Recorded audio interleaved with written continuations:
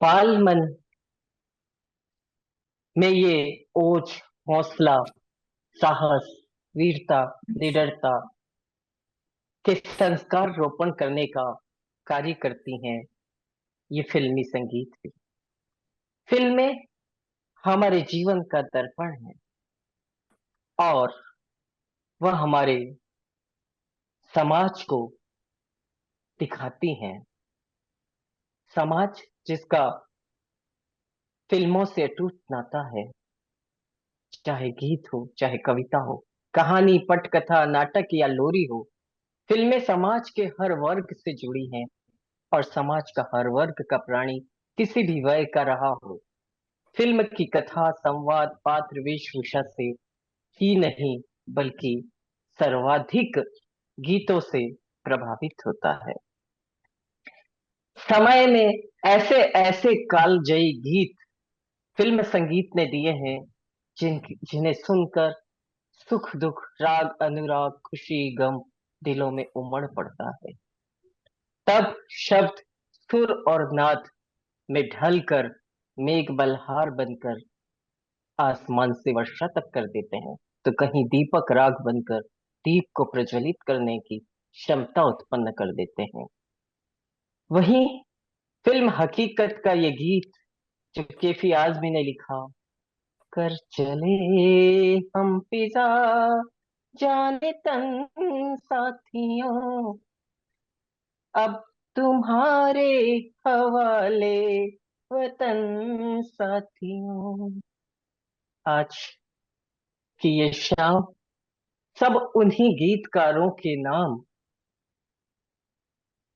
जिन्होंने ऐसे सुंदर सुंदर गीत फिल्मों में दिए हैं, जिन्होंने हमारे बच्चों को, बड़ों को एक जागरण दिया है, एक चेतना दी है। आज हमारे बीच इस कार्यक्रम की अध्यक्षता कर रहे हैं सर्वगुण संपन्न, बहुआयामी प्रतिभा के धनी डॉक्टर संजीव कुमार। कार्यक्रम के विशिष्ट अतिथि हमारे बीच तेजेंद्र शर्मा, एमबीई, उपस्थित हैं और ये उनकी उपस्थिति हमारे मन में एक मनोबल भर रही है।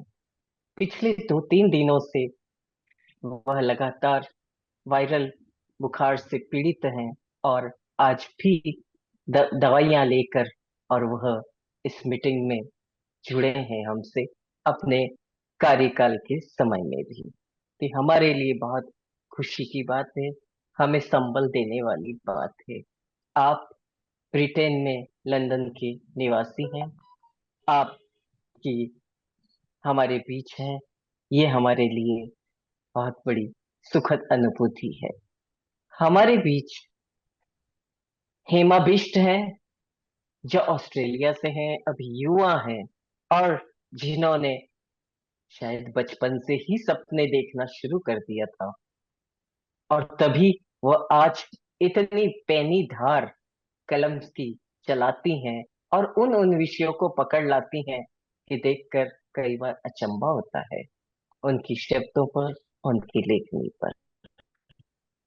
हमारे बीच भारत से हैं डॉक्टर रजनीकांत शुक्ल जी, जिन्होंने हर विषय में कलम तो चलाई है और लिखा भी बहुत है और हर रोज लिखते हैं, कोई कोई सोशल साइट्स पर इनकी पोस्ट लगी रहती है। और मैं तो कभी मानती हूँ कि ये तो चलते फिरते एनसाइक्लोपीडिया है, जिन्हें सब कुछ मालूम है, जो सब कुछ जानते हैं। उन्होंने एक बार उनसे साहिर के गीतों के बारे में उनका विश्लेषण सुनकर मैं दंग रह गई थी। आज गाजियाबाद से वो हमारे बीच है, उन्हें पाकर बहुत प्रसन्न हूँ। हमारे बीच भोपाल से, मध्य प्रदेश से एक बहुत बड़ी उपस्थिति देने जा रही हैं डॉक्टर लता अग्रवाल जी। उन्होंने हर विषय पर अपनी कलम चलाई है और हर विषय पे इतने नए नए विषयों के साथ अपने आप को प्रेजेंट किया है, काम किया है कि उनका हर आर्टिकल में उनका नाम देख करके पढ़ती हूँ।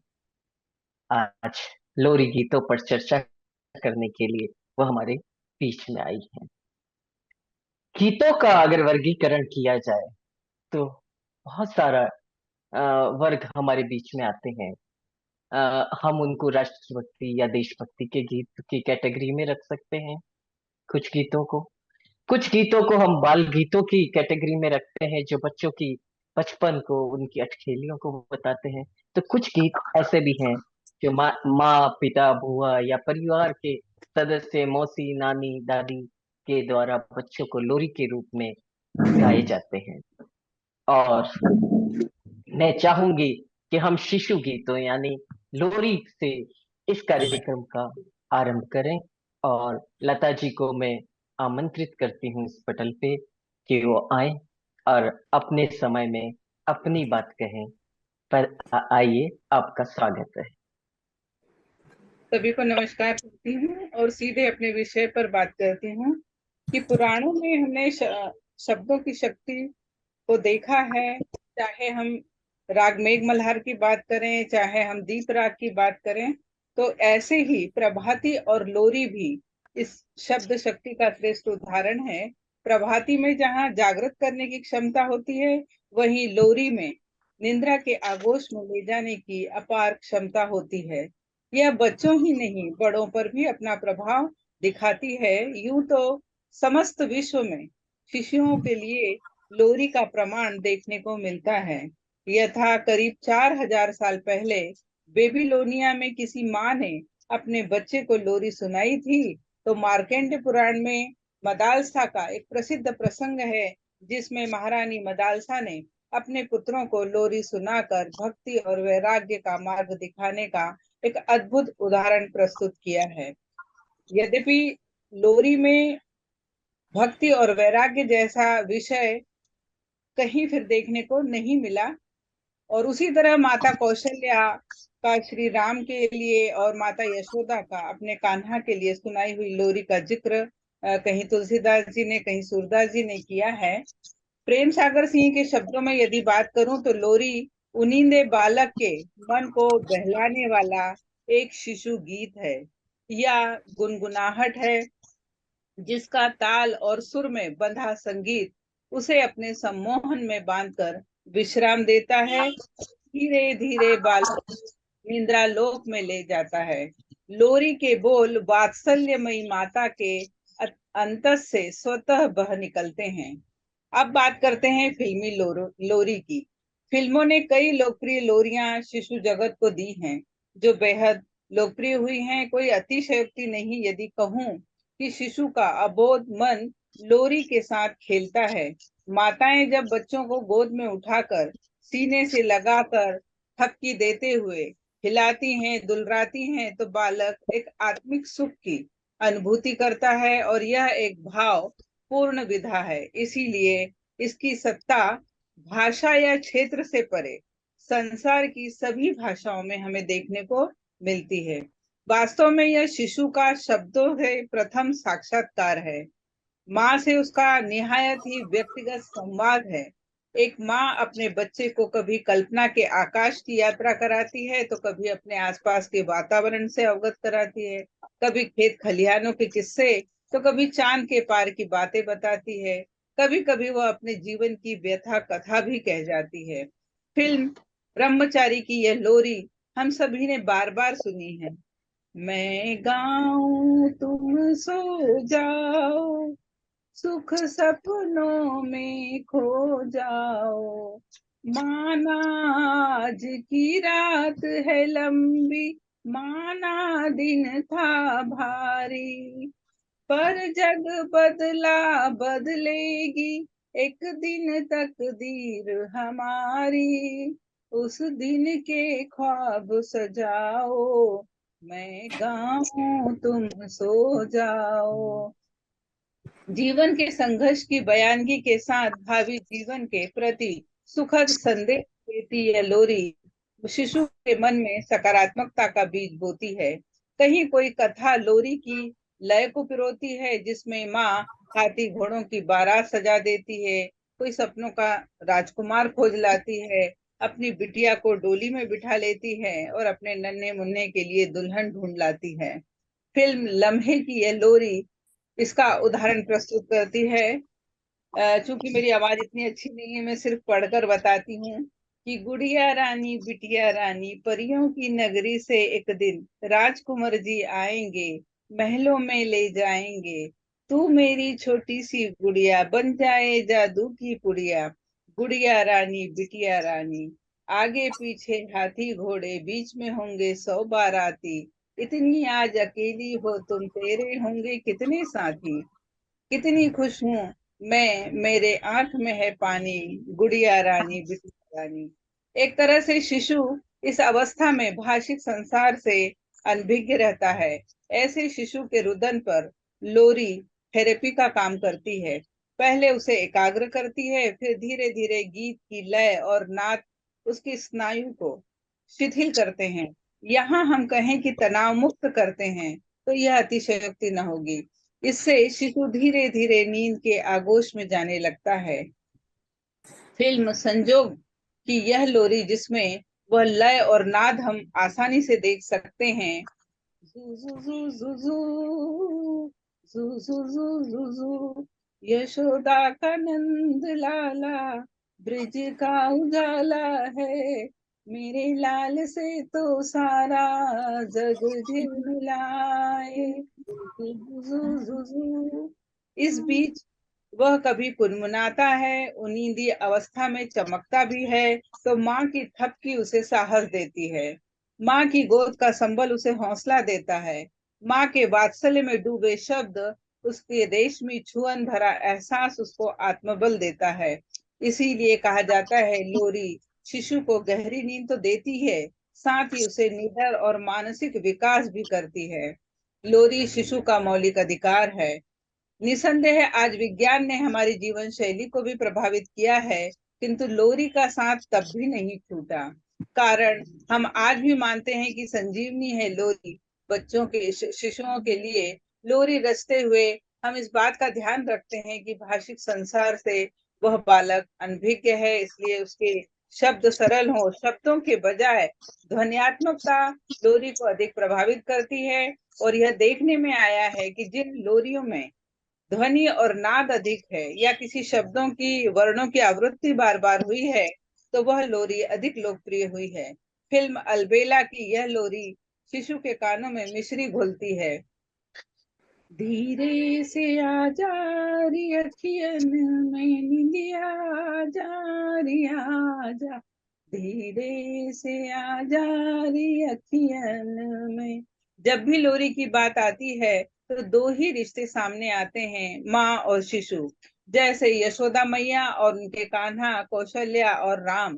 फिल्म बच्चन की इस लोरी को न जाने कितनी पीढ़ियां मुरीद हैं।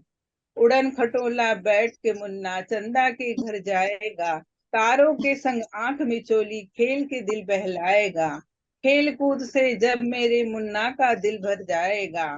ठुमक ठुमक मेरा मुन्ना वापस घर को आएगा। चंदा मामा दूर के पुए पकाए बूर के। किंतु माँ के अलावा भी इसके और पात्र हो सकते हैं, जैसे माँ जैसी मासी, बुआ, दादी, नानी या बड़ी बहन, यहाँ तक कि पिता या भाई आदि। दरअसल रिश्तों की मधुर डोर है लोरी। अतः लोरी पर किसी विशेष के विकास की। फिल्म पोकर में द्वारा संजीव कुमार द्वारा अपनी बेटी के लिए गाई गई लोरी आप नहीं भूले होंगे। शुरू में छोटे छोटे सपने सजाए के, बही में निंदिया के पंख सजाए के। चंदा में झूमे मेरी बिटिया रानी, चांदनी रे झूम। या फिर फिल्म कुंवारा बाप में महमूद द्वारा गाई इस लोरी ने किसे भावुक नहीं किया। आ रही आजा री निंदिया, तू ले चल कहीं उड़न खटोले पे, दूर दूर दूर यहाँ से दूर। फिल्म अनाड़ी में बड़े भाई द्वारा अपनी बहन के लिए गाई लोरी तो निश्चित ही शिशुओं को मैं खिलौने। एक मिनट। हाँ जी, कुछ मैं बोल रहे हैं आप? कृपया अपना माइक म्यूट कर लें, जिनका भी खुला है। फिल्म अनाड़ी में बड़े भाई द्वारा अपनी बहन के लिए गाई लोरी तो निश्चित ही शिशुओं को किलकने पर विवश करती है। छोटी सी प्यारी सी नन्ही सी आई कोई परी, भोली सी न्यारी सी अच्छी सी आई कोई परी, पालने में ऐसे ही झूलती रहे, खुशियों की बहारों में झूमती रहे, गाते मुस्कुराते संगीत की तरह, ये तो लगे रामा के गीत की तरह। रा रा रू रा रा रा रा रा रू।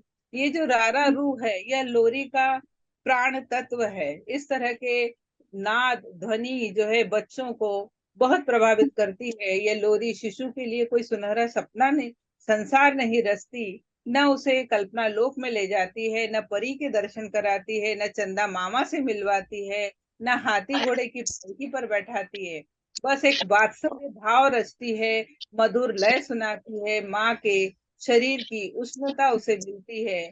एक कारण और है कि उस दौर में महिलाएं जब घर के काम से थक कर विश्राम चाहती थी, तब शिशु रोते हुए उनके पास आते थे, तो वे उन्हें लोरी सुनाकर सुला देती थी। इससे उन्हें विश्राम भी मिल जाता था। फिल्म माँ बेटी की यह लोरी देखिए, माँ कैसे शिशु को सोने का निवेदन करती अ, है। लता जी, हाँ लता जी। जी, हाँ जी। मुझे मुझे पता है आपके पास एक बहुत लंबी चौड़ी लोरी की लिस्ट है, पर हम बात अभी इतनी ही कर पाएंगे। आपका ठीक है। समय पूरा हो चुका है, तो मुझे कहना पड़ेगा।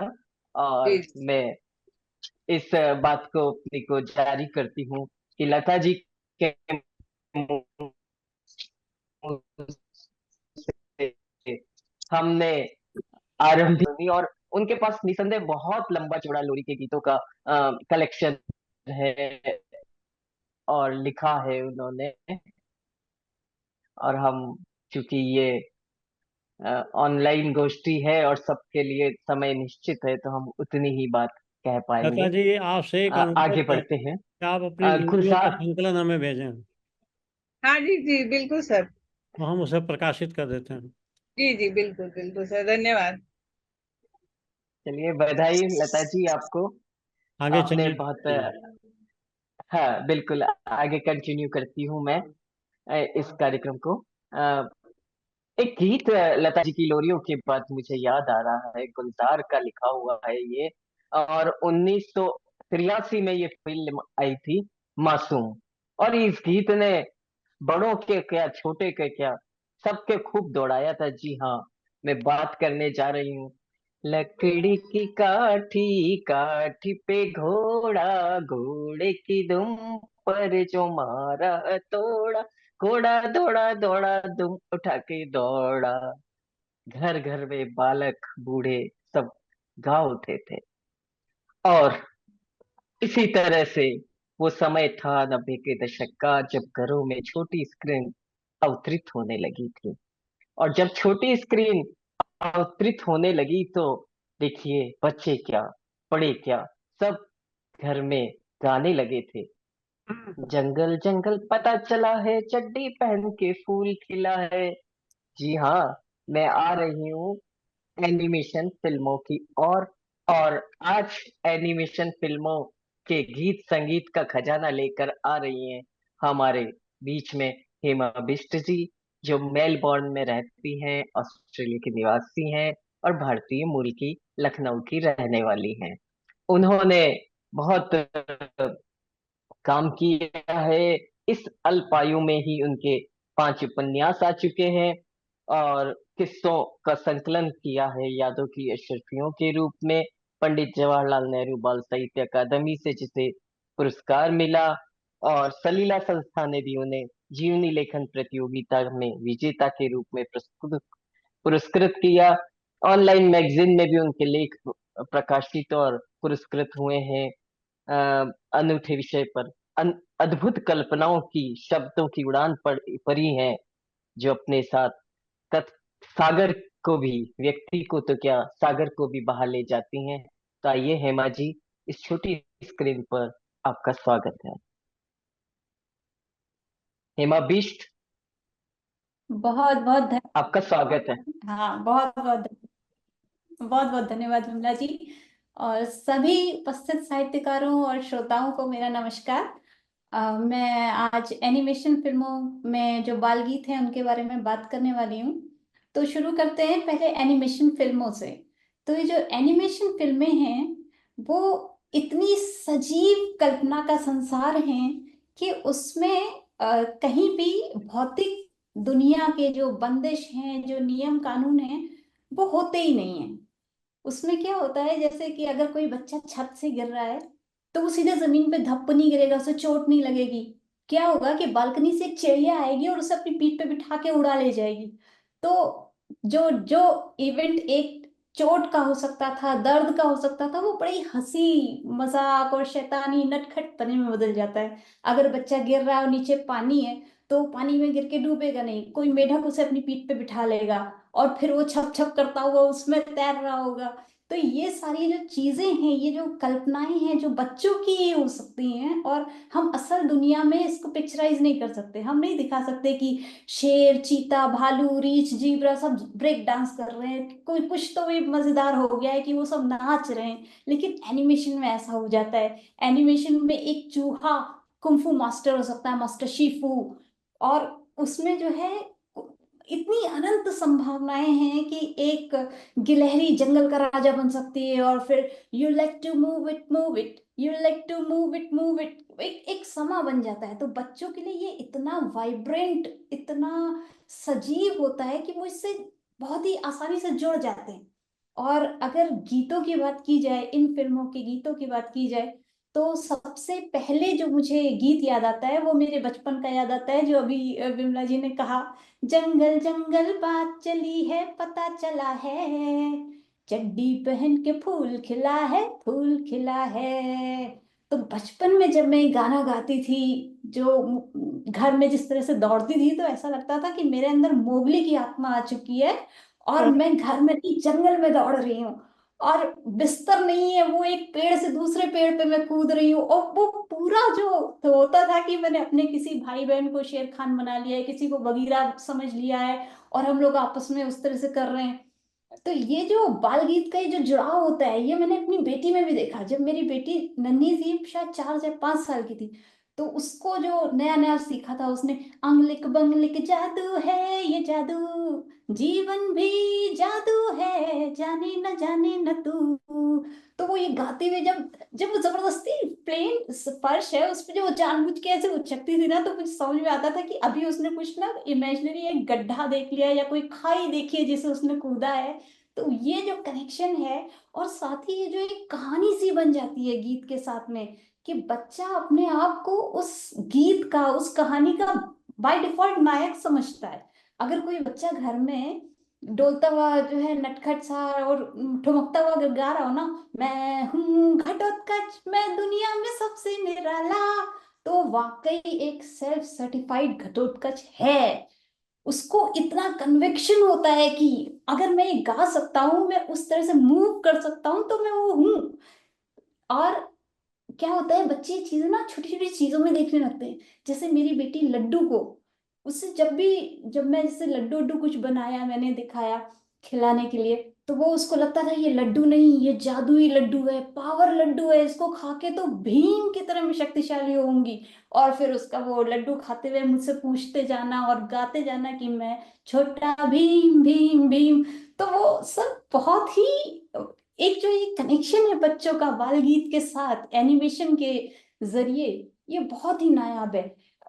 एक तरह से कुछ जो मनोवैज्ञानिक और जो शैक्षणिक योगदान है वो तो है ही, पर सबसे बड़ी चीज जो मुझे इन एनिमेशन फिल्मों की लगती है, वो ये कि बच्चों को हंसाते हैं, बच्चों को खुश रहना सिखाते हैं। क्योंकि जैसे जो बड़े गीत हैं उनमें क्या होता है कि बड़ा ही धीर गंभीर शैली होगी, बड़े भारी भरकम शब्द होंगे, और जो लोग उसे परफॉर्म कर रहे होते हैं वो बड़े ही सधे हुए भावों के साथ आगे बढ़ते, नहीं थोड़ा सा मुस्कुराएंगे, बहुत हा हा हा हा हा हा नहीं होगा, उनकी आंखों से ऐसे नहीं वो बूंदें नहीं निकल रही होंगी रोने की, या वो धप से गिर नहीं पड़ रहे होंगे, सब कुछ बड़ा ही संभला हुआ सा बड़ों की दुनिया वाला होता है। लेकिन यही चीज एनिमेशन में बिल्कुल नहीं होती है। आप भर के हंसिए, रोइए, पूरी आप बकेट भर लीजिए आंसुओं से, कहीं भी कुछ भी गिरिए, कीचड़ में, मिट्टी में, but be your self, don't be ashamed कि ओह ये मेरे साथ क्या हो गया। नहीं नहीं, ऐसा कुछ नहीं है। आप बिल्कुल, ये जो गीतों की खासियत है और इनकी वजह से जो बच्चा एक खुश होता है, खुश मिजाज होता है, तो मुझे ऐसा लगता है कि उससे ये उसके बचपन के शुरुआती समय में जो नींव पड़ती है, ये उसे आगे भी मदद करती है, और वो एक सकारात्मक दृष्टिकोण रख पाता है जीवन के प्रति, क्योंकि खुश मिजाज इंसान जनरली जल्दी चिढ़ता नहीं है, जल्दी मायूस नहीं होता है। तो ये सब जो योगदान जो बहुत ही बेसिक ब्रिक है बचपन में जो मिलती है बच्चों को, वो इस बाल गीत से मुझे ऐसा लगता है कि एनिमेशन का ज्यादा योगदान होता है। बाकी अगर मैं ये कहूँ कि बच्चों की खुशियां बड़ी छोटी छोटी होती हैं, बड़ी छोटी छोटी बातों पे बच्चे खुश हो जाते हैं। आप और कुछ मत करिए, उनका कोई गाना बज रहा है साथ में आप नाचने लगिए। देखिए बच्चों की खुशी किस किस गुना, कितने गुना बढ़ जाती है उन बच्चों की खुशियां। जैसे मैं अपनी बेटी के साथ, जब हम लोग मेरी बिटिया रानी छोटी सी थी, तो हम लोग नाचा करते थे। एक गाना था हम लोगों का बड़ा, वैसे तो कई थे, पर एक गाना अगर खास तौर से कहूँ तो वो था, आसमां को छू कर देखा, तारों की कर ली सवारी, चांद पे भी नाचे हम, की तूफानों से यारी। तो उसमें हम लोग खूब एक तो धबर धबर नाचा करते थे। दूसरा, उस गाने में मुझे ऐसा लगता था कि गीतकार ने, संगीतकार ने कितनी खूबसूरती से बाल प्रकृति को पकड़ा है। जैसे एक बाल सुलभ खुशी जो होती है ना, बच्चा बहुत देर तक मायूस रह ही नहीं सकता, कोई बच्चा नहीं रह सकता। उसमें क्या होता है, बीच में एक लाइन आती है बड़ी स्लो टेम्पो में, बड़े ही धीर गंभीर ढंग से, क्या करूं क्या नहीं, बात किसी से कही नहीं। लेकिन इस मोड में बच्चा कितनी देर रहेगा, तो अगला ही एकदम झपाक से आता है, मौज मस्ती की आदत मेरी बचपन से गई नहीं, आसमां को छू कर देखा। तो ये जो ट्रांजिशन है, ये जो पलक झपकते जो बदलाव हुआ है, ये इतना बाल सुलभ है। और इसको जिस तरह से म्यूजिक में उनने कैप्चर कर लिया है, और इतने सीधे शब्द हैं इस गाने के, उसमें जो पीसा की झुकी हुई मीनार है उसको देख के जो वर्ड्स हैं वो है, टेढ़ा ये सामान क्यों है, आफत में जान क्यों है। तो सब कुछ बच्चों के लिए काफी काफी सरल सधी हुई भाषा में और बहुत सुंदर सा है। और बच्चों की खुशी तो है ही, साथ ही माँ बाप की खुशी भी है, क्योंकि हम लोग जब साथ में नाचते कूदते हैं, कुछ पार्टिसिपेट करते हैं बच्चों के साथ में, तो बच्चों की खुशियों का दायरा ही बहुत बढ़ जाता है। और ये बहुत ही सुंदर यादें होती हैं, जो शायद आगे चल के जो टीनेज आते आते बच्चों का माता पिता के साथ एक जनरेशन गैप बनना शुरू होता है, शायद उसको भी पाटने में कुछ योगदान कर सकती हैं। और ये तो है ही कि ये यादें इतनी इतनी जबरदस्त होती हैं, इनकी पकड़ ऐसी होती है ना, कि आप बचपन में जो आपका हुआ है वो आप कभी भूल नहीं सकते। ये गाने एक ऐसा पुल बन जाते हैं दो पीढ़ियों के बीच में।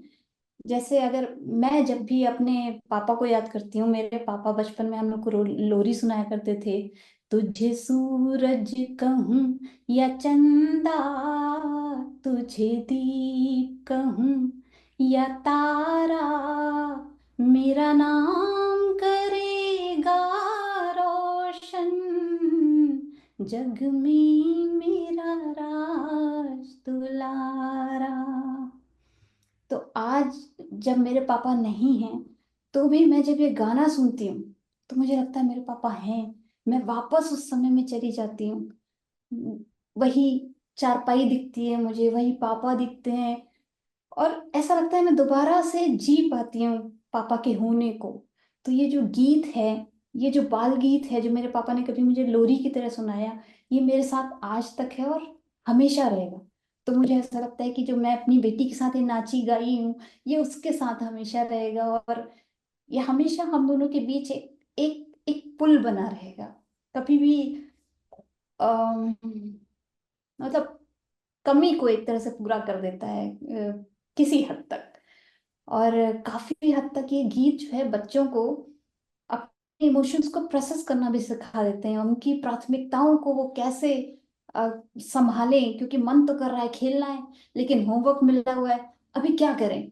तो जब मेरी बेटी 8 या 9 साल की थी, तो वो अपना बैग लेके बैठती थी, खोल ही रही होती थी कॉपी वगैरह तो अपनी, तो उसका एक चल जाता था, keep swimming swimming swimming keep swimming swimming. ये जो फाइंडिंग नीमो से उसने उठाया था कि वो एकदम अंधेरा है पर तैरना है, तैरते रहोगे तो कहीं पहुंचोगे, रुक जाओगे तो कुछ नहीं होगा।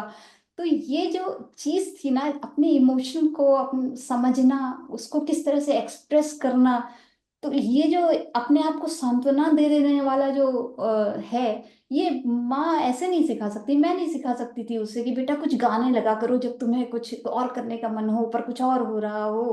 पर ये गाना सिखा देता है कि उस सिचुएशन में तुम्हें क्या करना है।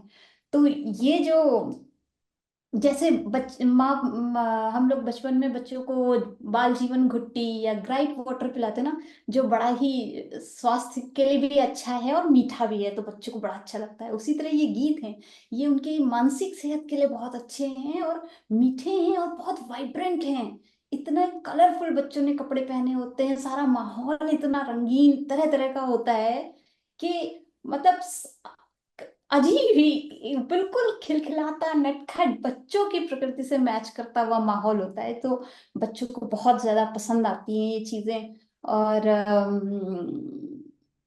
मुझे लगता है ये सब बच्चों के ऊपर अच्छा प्रभाव है। और एक माँ के तौर पे, माता पिता के तौर पे, हम लोगों के लिए अपने बच्चों को हंसते देखना, उन्हें खुश देखना, उन्हें मटकते हुए नाचते हुए देखना, घर में दौड़ते हुए देखना, ये इतनी बड़ी खुशी होती है हमारे लिए कि हमारी बड़ी से बड़ी थकान उतर जाती है। तो और हमें इतनी सुंदर यादें इन चीजों की बन जाती हैं कि मैं तो इस चीज को लेके कृतज्ञ रहती हूँ कि ये गाने जो हैं जिन्होंने मुझे एक्स्ट्रा दिया है। मेरी बेटी जितना इन गानों के बिना शायद हंसती खिलखिलाती नाचती, उससे उसमें कहीं ज्यादा इजाफा हुआ है। और इसके लिए तो मैं बहुत ही कृतज्ञ हूँ इन गीतों की कि ये गीत हैं।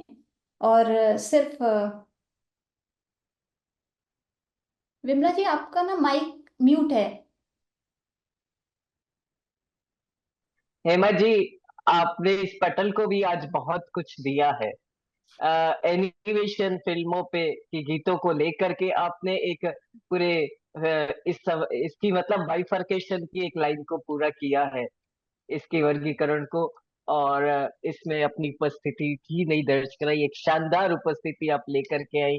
आपने बाल मन के पर पड़ने वाले प्रभाव को भी बहुत अच्छे तरह से अपनी बात में समेटा है।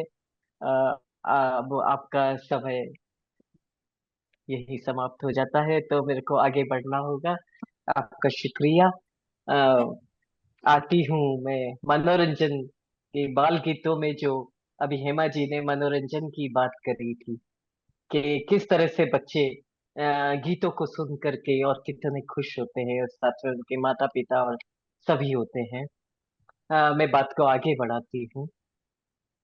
नन्ना मुन्ना राही नन्ना मुन्ना राही हूँ, जय बोलो मेरे देश के संग, जय हिंद जय हिंद जय Hind. Film son of India 1962, वह वर्ष जब भारत और चीन का युद्ध हुआ था। शकील बदायूं का लिखा यह गीत विद्यार्थी जीवन में ही देश प्रेम के बीच गहराई से बह रहा था। भारत की विशाल प्रभु संपदा, उसकी धरोहर विरासत और उसकी संस्कृति पर गौरवान्वित मन उसकी अखंडता और अक्षुण्णता की रक्षा के लिए तत्पर हो रहा था। मातृभूमि का यह अनुराग चाहे विदेश की धरती पर बैठे तेजेंद्र शर्मा जी के मन में इतनी गहराई से सींचा हुआ था कि उन्होंने वहां बैठे हिंदी भाषा के लिए अपना श्रेष्ठतम अवदान दिया। वहां लंदन की धरती पर रहे, उनकी भावभूमि से जुड़े, भारत से जुड़े जुड़े रहे। सुनते हैं उनकी मुख की वाणी से उनके नीच विचार। और थोड़ा सा तेजेंद्र शर्मा जी के बारे में मैं बताना चाहूंगी कि वह भारतीय मूल के ब्रिटेन निवासी तेजेंद्र शर्मा अप्रवासी हिंदी सेवी हैं, जिन्होंने ब्रिटेन में हिंदी के प्रचार प्रसार के लिए महारानी एलिजाबेथ, जो कि ब्रिटेन की महारानी है द्वितीय, ने इस वर्ष प्रतिष्ठित member of the British Empire यानी MBE सम्मान के लिए चुना है। ये बड़े गौरव की बात है हमारे लिए। कि एक भारतीय को इस सम्मान के लिए चुना गया। ब्रिटेन में लंदन निवासी तेजेंद्र शर्मा 2 दशकों से हिंदी के प्रचार प्रसार में उल्लेखनीय योगदान दे रहे हैं। उनकी संस्था कथा यूके को ब्रिटिश संसद के दोनों सदनों House of Lords and House of Commons में अपने विविध कार्यक्रमों के द्वारा स्थापित किया। कथा यूके के ब्रिटिश संसद में किसी लेखक को अंतर्राष्ट्रीय कथा सम्मान प्रदान करती है। ब्रिटेन में बसे हिंदी लेखकों को पद्मानंद साहित्य सम्मान दिया जाता है। उनके द्वारा लिखी कई कृतियां प्रकाशित हो चुकी हैं और चर्चित हो चुकी हैं। कई पुस्तकों के विभिन्न भाषाओं में अनुवाद हुए हैं। संपादन भी उसका विस्तृत योगदान रहा है, विस्तृत क्षेत्र रहा है। लंदन में प्रकाशित पत्रिका पुरवाई के वे संपादक हैं। फिल्मों में, रेडियो में, टेलीविजन पर, यानी हर पर्दे पर उनकी शानदार उपस्थिति साहित्य को लेकर रही है। कई पुरस्कार और सम्मान उन्हें मिल चुके हैं। उनके बारे में बात करना के लिए एक लंबा समय चाहिए। तो आइए, क्यों नहीं हम इसी पल हमारे से जुड़े हुए हमारे मुख्य अतिथि तेजेंद्र जी शर्मा से जुड़ते हैं और शैलेंद्र के इसी गाने के साथ उन्हें याद करती हूँ। पीछे के दाना दाने ऊपर दाना। आइए, आपका स्वागत है।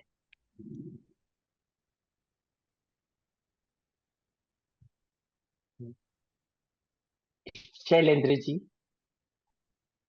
आप ऑनलाइन हैं? संजीव जी ऑनलाइन है? शैलेंद्र जी देखिए आप। मुझे लगता है ब्रेक लेगा। तो एक सेकंड में चलिए। पूछ लेता हूँ उनका। है, हाँ, पूछ लीजिए आप।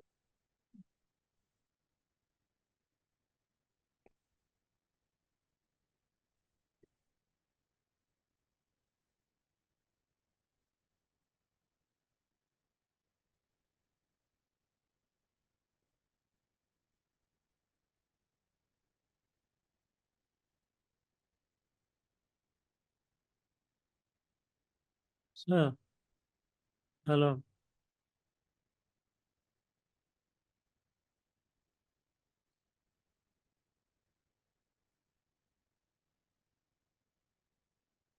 हाँ, नहीं नहीं, अभी आपका नंबर आ गया, अभी आपके पास टाइम है अगर, चलिए कोई बात नहीं। ठीक है sir, thank you so much. जुड़ रहे हैं हमसे? हमसे नहीं जुड़ पाएंगे, वो निकल गए हैं। एक्चुअली इनको शुरू में बुलाना था, मेरे कोई कहना भूल गया। खैर कोई बात नहीं, आगे चलते हैं। हाँ, आगे बढ़ते हैं। मैं रजनीकांत शुक्ल जी को आमंत्रित करती हूँ कि वह अपनी बात करें, और हो सकता है कि तेजेंद्र जी इसके बाद हमसे जुड़ पाए। बाल साहित्यकार रजनीकांत जी शुक्ल जो एक जाना पहचाना बाल साहित्यिक का नाम है, जिन्होंने कई पुस्तकें बाल साहित्य में दी है और उनके विषय भी हमेशा बहुत अनूठे रहे हैं। बहादुर बच्चों पर उनका एक ऐसा काम है जो अपने आप में एक माइलस्टोन है। नेशनल बुक ट्रस्ट और कई राज्य शैक्षिक अनुसंधान एवं प्रशिक्षण परिषद यानी एनसीईआरटी आदि इत्यादि में बाल भवन में वह अपनी कार्यशालाएं बच्चों के बीच देते हैं। कई उन्हें राष्ट्रीय और अंतर्राष्ट्रीय पुरस्कार मिल चुके हैं और विविध विषयों पर काम करने वाले रजनीकांत जी शुक्ल को मैं साहिर साहिर के लिखे हुए गानों के एक विशेषज्ञ के रूप में भी मैं उनको पाती हूँ। और आइए अब उन्हें आमंत्रित करते हैं और उन्हीं जी से, उनके मुख से हम बात को सुनते विमल हैं। जी, बहुत बहुत आपका जी। आभार, बहुत बहुत धन्यवाद। हमारे अध्यक्ष जी का बहुत बहुत धन्यवाद।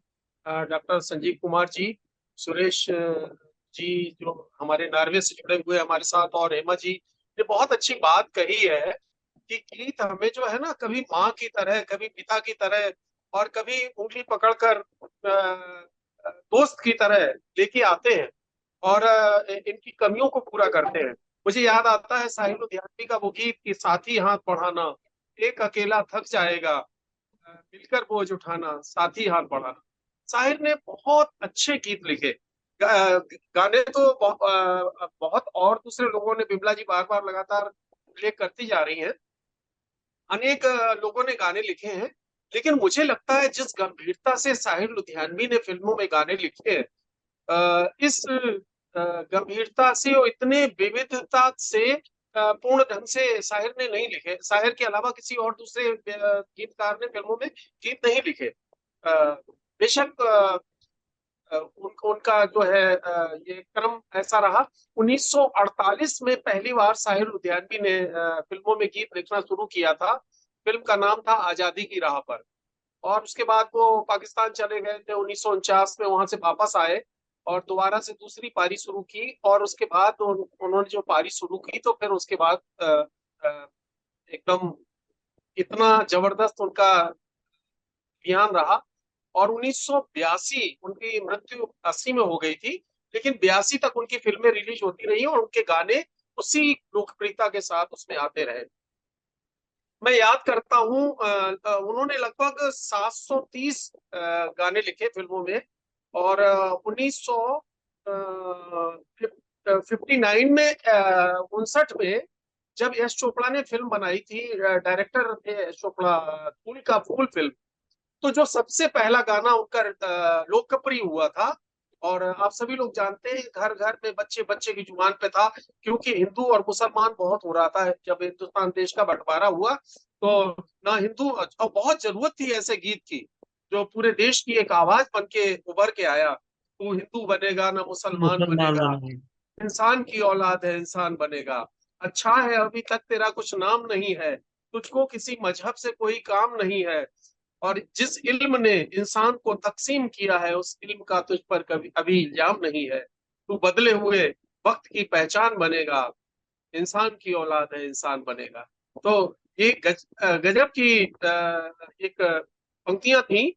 यही नहीं, इसी वर्ष एक और फिल्म रिलीज हुई थी जिसका नाम था दीदी, और उसमें 6 गाने थे, और उन 6 गानों में पूरे 3 गाने बच्चों को समर्पित थे, और उसमें एक गीत तो इतना कमाल का था, वो संवाद गीत था। मैं कई बार एनसीईआरटी जाता रहता हूँ, बिमला हाँ, जी ने जैसा आगे जिक्र किया, तो हम बच्चों को किताबों में पढ़ाते हैं कि सारे मानव एक हैं, परंतु बाहर की दुनिया में इससे बिल्कुल उलट व्यवहारिक सच्चाई दिखाई देती है। लेकिन बच्चा समझ नहीं पाता है कि बाहर की दुनिया का व्यवहार सही है या किताबों की दुनिया की जो पढ़ाई जा रही है वो बात सही है, और वो कंफ्यूज हो जाता है, और आखिर में उसे जो जवाब क्लासरूम में मिलने चाहिए वो नहीं मिलते हैं, और बच्चा दो तलों पे जीने लगता है। यानी मन में वो पाखंड जीने लगता है कि किताबों में तो ऐसा लिखा होता है, व्यवहार में ऐसा चलता है, चलो ये 2 तरह का। तो हम ये देखते हैं कि इस तरह से हमने विचारों में कुछ और आचरण में कुछ और। आप अगर सोचना है इस बात को कि आजादी के बाद हमने पूरे देश को ऐसे पाखंडी चरित्र वाला देश बना दिया है कि जो कहता तो कुछ और है और करता कुछ और है। वास्तव में होना क्या चाहिए था? देखिए, साहिर ने एक क्लासरूम का सीन क्रिएट करके किस तरह से एक शिक्षक के रूप में जवाब दिए हैं उस बच्चे के, जो वास्तव में उसे क्लासरूम में मिलने चाहिए। हमने सुना था एक है भारत, हमने सुना था एक है भारत, सब मुल्कों में नेक है भारत, लेकिन जब नजदीक से देखा, सोच समझ कर ठीक से देखा, हमने नक्शे और ही पाए, बदले हुए सब तौर ही पाए, एक से एक की बात जुदा है, धर्म जुदा है, जात जुदा है, आपने जो कुछ हमको पढ़ाया वो तो कहीं भी नजर न आया। तो ये वास्तव में सच्चाई है, लेकिन एक अध्यापक के रूप में साहिर ने जो हल दिया है, मैंने जो कुछ तुमको पढ़ाया उसमें कुछ भी झूठ नहीं, भाषा से भाषा न मिले तो इसका मतलब फूट नहीं, एक डाली पर रहकर भी जब फूल जुदा और बात जुदा, बुरा नहीं कर यूं ही वतन में धर्म जुदा और जात जुदा, धर्म जुदा और जात जुदा। तो बच्चा फिर पूछता है कि वही है जब कुरान का कहना, जो है वेद पुराण का कहना, फिर ये खून खराबा क्यों है, इतना शोर शराबा क्यों है। तो शायर उसमें जवाब देते हैं एक शिक्षक के रूप में कि सदियों तक इस देश पे बच्चों रही हुकूमत गैरों की, आज तक हम सबके मुंह पर धूल है उनके पैरों की, लड़वाओ और राज करो ये उन लोगों की हिकमत थी, उन लोगों की चाल पे आना हम लोगों की जिल्लत थी, ये जो बैर है एक दूजे से, ये जो फूट और रंजिश है, उन्हीं विदेशी आकाओं की सोची समझी बख्शिश है, सोची समझी बख्शिश है। बच्चा फिर खड़ा हो जाता है, कहता है एक सवाल और है मेरा कि कि कुछ इंसान भी रहमन क्यों है, कुछ इंसान हरिजन क्यों है? अभी जाति गणना चल रही है इस समय, कुछ इंसान उस पे चर्चा चल रही है। कुछ इंसान भी रहमन क्यों है, कुछ इंसान हरिजन क्यों, एक को इतनी इज्जत क्यों है, एक को इतनी जिल्लत क्यों, एक को इतनी जिल्लत क्यों। तो एक शिक्षक के रूप में वो कहते हैं कि अ, अ, धन और ज्ञान को ताकत वालों ने अपनी जागीर कहा, मेहनत और गुलामी को कमजोरों की तकदीर कहा, इंसानों का ये बंटवारा वहशत और जहालत है, जो नफरत की शिक्षा दे वो धर्म नहीं है लानत है, धर्म नहीं है लानत है, जन्म से कोई नीच नहीं है, जन्म से कोई महान नहीं, कर्म से बढ़कर किसी मनुष्य की कोई भी पहचान नहीं, कोई भी पहचान नहीं। तो फिर पूछता है एक बच्चा, ऊंचे महल बनाने वाले फुटपाथों पर क्यों रहते हैं, दिन भर मेहनत करने वाले फांकों का दुख क्यों सहते हैं। वो कहते हैं कि खेतों और मिलों पर अब तक धन वालों का इजारा है, और हमको अपना देश है प्यारा, उन्हें मुनाफा प्यारा है, उनके राज में बनती है हर चीज तिजारत की खातिर, अपने राज में बना करेगी सबकी जरूरत की खातिर। तो एक बच्चा खड़ा हो जाता है कि अभी 78वां हमने जन्मदिन मनाया है देश का, कि अब तो देश में आजादी है, अब क्यों जनता फरियादी है, कब जाएगा दौर पुराना, कब आएगा नया जमाना, कब आएगा नया जमाना। तो अध्यापक के रूप में साहिर जवाब देते हैं कि सदियों की भूख और बेकारी क्या एक दिन में जाएगी, इस उजड़े गुलशन पर रौनक आते आते आएगी, आते आते आएगी, ये जो नए मंसूबे हैं, ये जो नई ये जो नए मंसूबे हैं, ये जो नई तामीरें हैं, आने वाले दौर की कुछ धुंधली धुंधली तस्वीरें हैं, तुम ही रंग भरोगे इनमें, तुम ही इन्हें चमकाओगे, नवयुग आप नहीं आएगा, नवयुग को तुम लाओगे, नवयुग को तुम लाओगे। तो इस तरह से बच्चों के ऊपर ही उन्होंने रख दिया। देश आजाद हुआ, सबके मन में एक सपना था कि कैसा देश बने। तो शैलेंद्र जहां लिख रहे थे कि बच्चों नन्हे मुन्ने बच्चे तेरी मुट्ठी में क्या है, तो कहते मुट्ठी में है तकदीर हमारी, हमने किस्मत को बस में किया है। तो वो कहते हैं हमसे न छिपाओ बच्चों, हमें तो बताओ आने वाली दुनिया कैसी होगी समझाओ। तो एक आने वाली दुनिया में सबके सिर पे ताज होगा, ना भूखों की भीड़ होगी, ना राज होगा, इस तरह से। तो वो लिखते हैं दुखों का राज होगा। तो इधर वो अभी जो बता रही है बिमला जी ने बताया कि इंसाफ की डगर पर बच्चों दिखाओ चल के, नन्ना मुन्ना राही हूं, ऐसे गीत लिखे जा रहे थे। तो शाहिर लिख रहे थे कि आज के टूटे खंडरों पर तुम कल का देश बसाओगे, जो हम लोगों से ना हुआ वो तुम करके दिखलाओगे, तुम नन्ही बुनियादें हो दुनिया के नए विधान की, बच्चों तुम तकदीर हो कल के हिंदुस्तान की। और क्या क्या बात उन्होंने कही है, एक एक पंक्तियां जो जोर देने लायक है, ध्यान देने लायक है। कि नारी को इस देश ने देवी कह के दासी माना है, जिसको कुछ अधिकार नहीं वो घर की रानी माना है, तुम ऐसा आदर मत लेना आड़ जो हो अपमान की, बच्चों तुम तकदीर हो कल के हिंदुस्तान की। और ऐसे ही फिल्म में, इसी फिल्म में उन्होंने एक ऐसा, आज हम चंद्रयान और सूर्ययान लेकर अंतरिक्ष में जा रहे हैं, लेकिन शायर ने 1959 में ही एक बच्चों का रॉकेट पे बैठा के चांद की सैर करा दी थी। मामा जी के रॉकेट पे हम चांद की सैर को जाएंगे, कभी सुनिए आप, वहां के बच्चों से मिलजुल कर दूध मलाई खाएंगे, ऐसा गीत लिखा था। इसी वर्ष प्रतिष्ठित एक फिल्म हुई थी भाई बहन, जिसमें उन्होंने गाना लिखा था सारे जहां से अच्छा हिंदुस्तान हमारा। अब आप कहेंगे सारे जहां से अच्छा हिंदुस्तान हमारा तो इकबाल का लिखा हुआ गीत है, ये शायर ने कहा लिखा, तो आप चौंक रहे होंगे। लेकिन ध्यान रहे इस गीत को लिखने वाले इकबाल उसी हिंदुस्तान को धर्म के आधार पर दो टुकड़ों की मांग करने वाले पहले व्यक्ति थे। और उन्होंने चीनों अरब हमारा, हिंदुस्तान हमारा, मुस्लिम है हम वतन है, सारा जहां हमारा, इस तरह का गीत लिखा था और अपनी विचारधारा को संकुचित किया था। ऐसे में शाहिर को इस पाखंडी चरित्र के प्रतिरोध में उसी तर्ज पर अपना मत प्रस्तुत करना था और उन्होंने लिखा। आशा भोसले का जन्मदिन है तो उनकी आवाज में ये गीत भी है कि चे है इसके पर्वत, प्यारी है इसकी नदियां, आगोश में इसी की गुजरी हजारों सदियां, हंसता है बिजलियों पर ये आशियां हमारा, सारे जहां से अच्छा। और अंत में वो कहते हैं कि दुनिया ए जंग करने वालों जंगों से बाज आओ, दुनिया है ये हमारी इसको न तुम मिटाओ, अपनों पे गर नहीं तो बच्चों पे रहम खाओ, सारे जहां के हम हैं सारा जहां हमारा, सारे जहां के हम हैं। इसी फिल्म में फुटपाथ पर रहने वाले बच्चों के लिए भी उन्होंने एक गीत लिखा था। और इन उजले महलों के तले हम गंदी गलियों में पले, सौ सौ बोझे मन पे लिए, मैल और माटी तन पे लिए, दुख सहते गम खाते हैं, ही हंसते गाते हैं, हम दीपक तूफान में जले इन उजले महलों के तले। दुनिया ने ठुकराया हमें, रस्तों ने अपनाया हमें, सड़कें माँ सड़कें ही पिता, सड़कें घर सड़कें ही चिता, क्या आए क्या करके चले इन उजले महलों के तले, चाहो तो नाकारा कहो चाहो तो आवारा कहो, हम ही बुरे तुम सब हो भले इन उजले महलों के तले। अगले ही वर्ष आई थी एक फिल्म गर्लफ्रेंड, और गर्लफ्रेंड में उन्होंने एक ऐसा अनूठा गीत रच दिया पैसे का इतिहास बताते हुए।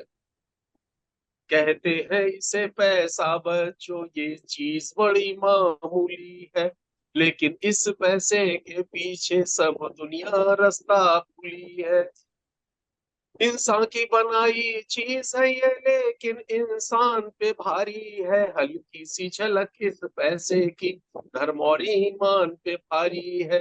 ये झूठ को सच कर देता है और सच को झूठ बनाता है, भगवान नहीं पर हर घर में भगवान की पदवी पाता है। सरदार खरीदे जाते हैं दिलदार खरीदे जाते हैं, मिट्टी के सही पर इससे ही अवतार खरीदे जाते हैं। कहते हैं ऐसा पैसा बच्चों ये चीज बड़ी मामूली। और ये एक लंबा गीत है, मैं ज्यादा नहीं बता, अंत में मैं यही बात कहना चाहूंगा कि जो इस गीत के अंत में इन्होंने लिखा है कि ऐसा वक्त भी आया जब इन्होंने जुग जुग से हुआ ये दुनिया में हम काम के टुकड़े मांगते हैं, भारत के इंसान लेकिन जंजीर बनी है कदमों की वो चीज जो पहले कहना थी, भारत के सपूतों मुझसे बस तुमसे बस इतनी ही बात ये कहना थी, इस वक्त बड़े हो जाओ तुम पैसे का राज मिटाते ना, अपना और अपने जैसों का युग युग का कर्ज मिटा दे। 1964 में एक फिल्म आई थी चांदी की दीवार, जो इसमें ऐसा गीत उन्होंने शायर ने लिखा कि हर स्कूल में उसे पढ़ाया जाना चाहिए, हर टीचर को उसे इसे ऐसी पारा खड़ी लिख दी, का से लेके छत्र ज्ञा तक, आ तक उन्होंने लिख दिया। और आपने कभी सुना हो गीत, कभी सुनिए कि पूरे देश की सांस्कृतिक तस्वीर पूरे वैभव के साथ इस गीत में उपस्थित है। का से कुल दुनिया हमारी जिसमें भारत देश है, खास से खेती जिसमें जीवन दान का संदेश है, गा से गंगा जिसमें पहले आर्य उतरे थे जहां, घा से घर की आबरू रक्षक है जिसके नौजवान, चा से राजा चंद्रगुप्त और छा से उसका छत्र है, देश के इतिहास का वो युग सुनहरा पत्र है, जा जलालुद्दीन अकबर जिसने 100 किले किए, हिंदू मुस्लिम नस्ल मजहब को मिलाने के लिए, झा से है झांसी की रानी, टा से टीपू सूरमा, जिनके जीते जी न सिक्का चल सका अंग्रेज का, हा से वो ठाकुर जिसे टैगोर कहता है जहां, विश्व भर में उसकी रचनाओं से है भारत का मान, डा से डल कश्मीर की जो हर नजर का नूर है, ढा से ढाका जिसकी मलमल आज तक मशहूर है, ता से है ताज आगरे का एक अछूता शाहकार, शाहजहां की लाडली मुमताज बेगम का बाजार, ना से दिल्ली दिल वतन का, था से धड़कन प्यार की, ना से नेहरू जिस पे नजरें है लगी संसार की। तो इस तरह से उन्होंने हा तक यारा लाभा शाखा शाह हा तक गीत लिखा था। 1965 में, इसके अगले ही साल फिल्म, देखिए हर साल लगातार बच्चों के लिए लिख रहे हैं। 65 में एक फिल्म आई थी, नाम था बहू बेगम, और इसमें ऐसा एक गीत लिख दिया कि हर शिक्षक का उसे अपने दिल पे हाथ रखना चाहिए जिस समय बच्चा विदा होता है, कि वो अपने दिल पे हाथ रख के इस गीत को गाए कि भारत माँ की आंख के तारों, नन्हे मुन्ने राज दुलारो, जैसे मैंने तुमको संवारा वैसे ही तुम ये देश संवारो, वैसे ही तुम ये देश संवारो। ये जो है एक छोटा सा बस्ता, इल्म का फूलों का गुलदस्ता, कृष्ण है इसमें, राम है इसमें, बुद्ध मत और इस्लाम है इसमें, ये बस्ता ईसा की कहानी, ये बस्ता नानक की बानी, इसमें छुपी है हर सच्चाई, अपना सुख औरों की भलाई, इस बस्ते को शीश नवाओ, इस बस्ते पर तन मन वारो, भारत माँ की आंख के तारों, नन्हे मुन्ने राज दुलारो, जैसे मैंने तुमको संवारा वैसे ही तुम ये देश संवारो, जग में किसी को गए छोड़ के झूठी जाते बातें, सबसे सीखो अच्छी बातें, जग में किसी को गैर न समझो, अपना किसी से बैर न समझो, आप पढ़ो औरों को पढ़ाओ, घर घर ज्ञान की जोत जगाओ, नव जीवन का आस तुम ही हो, नव जीवन की आस तुम ही हो, बनता हुआ इतिहास तुम ही हो, जितना गहरा अंधियारा हो उतने ही ऊंचे दीप उभारो, भारत माँ की आंख के तारों, नन्हे मुन्ने राज मैं दुलारो। बीच में नहीं नहीं, आप बोलिए, आपको लेकिन अब क्या है कि ये समय तो कम है, क्योंकि साहिर हाँ, 1965 तक ही पहुंचे हैं। आ, मैं और मैं आपकी आपकी बातें मेरे को पता है साहिर पर बहुत विशद है। और लेकिन मैं एक क्या कई सेमिनार उसके लिए अलग से करने पड़ेंगे केवल लेकिन साहिर को लेकर मैं ही। 1 मिनट और तब लूंगा, जा करके 1 मिनट लीजिए। कि 1968 में दो कलियां फिल्म आई थी जिसमें साहिर ने बच्चों के मनोविज्ञान को कागज पे ऐसे उकेर दिया कि जन जन के गले का हार बन गया। नीतू सिंह ने डबल रोल में इस गीत को गाया। फिल्म थी दो कलियां, कि खुद रूठे खुद मन जाए, खुद हम जोली बन जाए, झगड़ा जिसके साथ करें अगले पल ही बात करें, और बच्चे मन के सच्चे। खैर, लेकिन एक गीत का जिक्र हम जरूर करेंगे कि ऐसा उन्होंने कल्पना की, फिल्म आई थी ये जिसमें उन्होंने ऐसी कल्पना की थी कि बच्चों की सरकार अगर बन जाए तो क्या हो।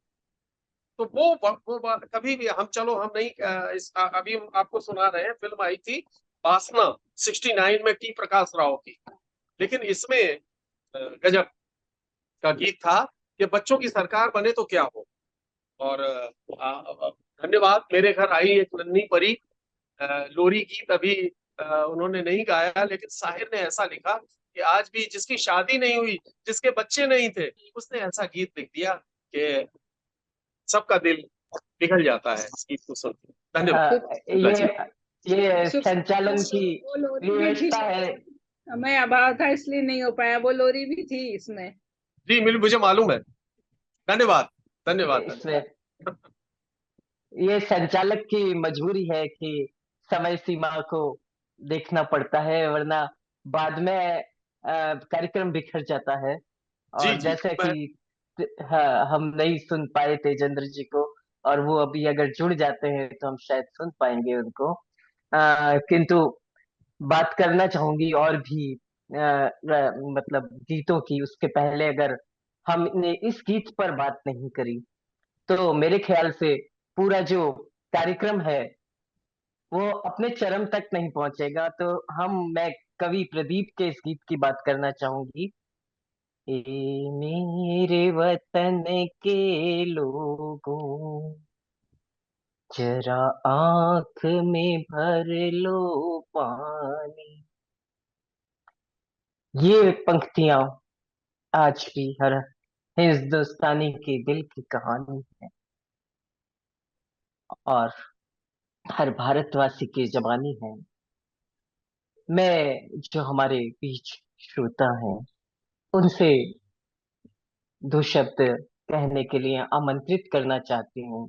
सुरेश चंद्र जी शुक्ला हमारे बीच शुरुआत से जुड़े हुए हैं। आपको सादर स्वागत है अपनी बात संक्षिप्त में कहने के लिए। जी, स्वागत है बहुत आपका। बहुत धन्यवाद और आभार हमारे संजीव कुमार जी का। और आप बहुत अच्छा संचालन कर रही हैं। आपका पूरा नाम मुझे याद नहीं है अभी, बता सकती हैं आप? मैं विमला भंडारी। विमला भंडारी। हाँ, विमला भंडारी जी बहुत अच्छा संचालन कर रही हैं। अभी हमारे डॉक्टर रजनीकांत शुक्ल जी ने बहुत ही अच्छी बातें बताई हमको, उसके विस्तृत जानकारी दी कि बाल गीतों में। और उससे पहले हेमा बिष्ट जी ने तो बहुत कमाल कर दिया। उन्होंने बिल्कुल जो स्वयं अपनी अभिव्यक्ति भी करते हुए उन्होंने अभिव्यक्ति इशारों से भी की और वैसे भी की, तो बहुत अच्छा था। और डॉक्टर संजीव कुमार जी को फिर से बहुत बहुत बधाई। और हमारी सभी लोग जो आदरणीय लता अग्रवाल जी हैं, आदरणीय संध्या गोयल जी हैं, और अभी अभी श्रीमती भंडारी जी संचालन कर रही हैं, सभी लोग जो जुड़े हैं, इंदु गुप्ता जी, रश्मि भाषणे जी, सभी लोगों को आभार और धन्यवाद। और आपका ये कार्यक्रम बहुत अच्छा है। मैं फिर से और क्या दोहराऊं, लेकिन यह है कि फिल्मों में जो है बाल गीतों ने बड़ी महत्वपूर्ण भूमिका निभाई है। और आपने जो ये आज विषय चुना है, ये बहुत ही सुंदर विषय है। और आपने ठीक कहा कि इसमें जितनी भी बात की जाए उतने कम है। बहुत बहुत धन्यवाद और आभार। फिर मिलेंगे एक अन्य कार्यक्रम में। ये आपका बहुत बहुत फीडबैक शुभकामनाएं। जी जी कार्यक्रम पे आपका फीडबैक ऑनलाइन ही मिल गया। जी, बहुत बहुत अच्छा बहुत लगा। शुभकामनाएं और जी। भी जी, आपको भी बहुत शुभकामनाएं। जी और भी जो लोग कुछ अपनी बात कहना चाहते हैं तो वो अपना माइक ऑन करके 2 मिनट में अपनी बात कह सकते हैं। उनका स्वागत है।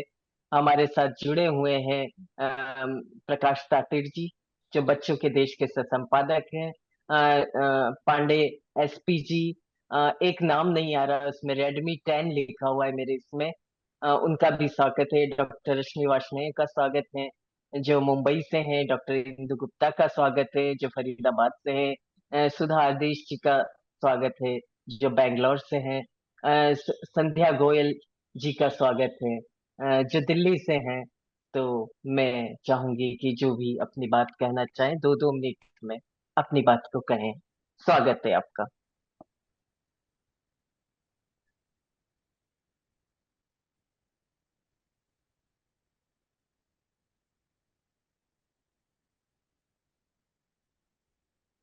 हेलो, अरे जी आवाज हाँ, आ रही है? स्वागत है आपका। आप हाँ, बता आ दीजिए। रही है आपकी आवाज। स्वागत। मैं कार्यक्रम के प्रारंभ से ही जुड़ा हुआ हूँ और इस कार्यक्रम का विषय बहुत ही अच्छा रखा गया। प्राय हम साहित्य वाले फिल्मों की बात नहीं करते, जबकि फिल्मों का प्रभाव साहित्य की तुलना में कई गुना अधिक होता है।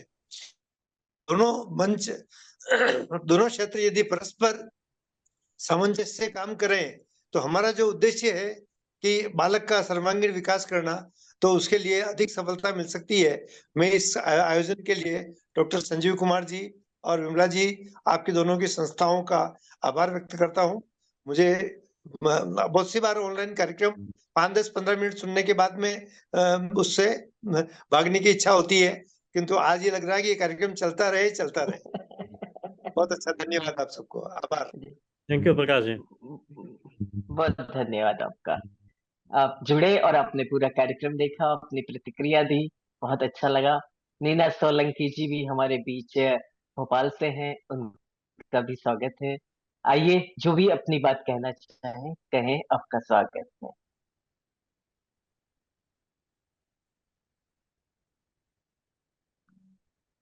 हम चाहेंगे कि आपका फीडबैक मिले और 2 मिनट में अगर कुछ छूट रहा हो इस कार्यक्रम में तो वह भी अपनी बात करें। और तब तक डॉक्टर संजीव कुमार बोले, अध्यक्ष बोले हमारे, उससे पहले मैं चाहती हूँ कि तेजेंद्र जी भी आ जाएं तो वो भी हमारे साथ जुड़े तो बात करें। बाकी आप सब लोग तो हैं ही, अपनी बात कहें। शायद उनका आना कोई मुश्किल। कहना चाहे,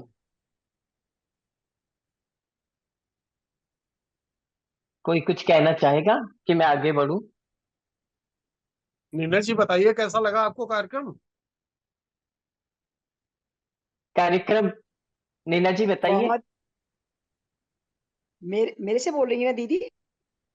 हाँ, मैं आपसे ही बोल रही हूँ। बहुत अच्छा कार्यक्रम, लोरी और बाल गीतों का इतना अच्छा, बच्चों के मनोवैज्ञानिक विकास में क्या योगदान है। और लता जी ने बहुत अच्छा बताया, रजनीकांत जी ने साहिर के ऊपर बहुत अच्छा बताया सारा।